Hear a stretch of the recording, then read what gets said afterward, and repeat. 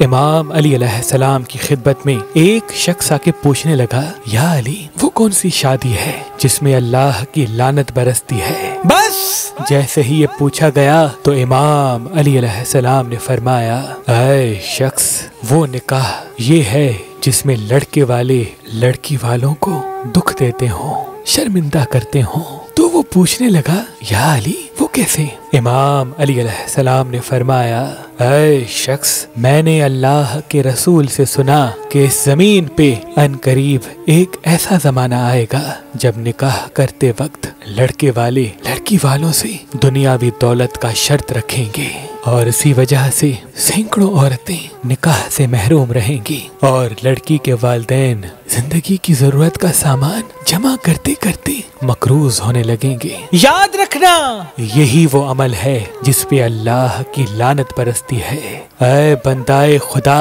अल्लाह ने निकाह के वक्त औरत का हक महर रखा ताकि लड़का उस हक महर को अदा करे। मैंने अल्लाह के रसूल से सुना कि निकाह के बाद अल्लाह लड़की और लड़के के घर वालों पर अपनी रहमत नाजिल करता है, उनके रिज्क में बरकत अता फरमाता है। लेकिन अगर लड़के वाले लालच और गुरूर में आकर शादी के एवज दुनियावी दौलत औरत के घर वालों से मांगते हैं तो अल्लाह वो रहमत और बरकत लड़के वालों पर नाजिल नहीं करता और यूं उनका घर मुसीबतों का शिकार बन जाता है।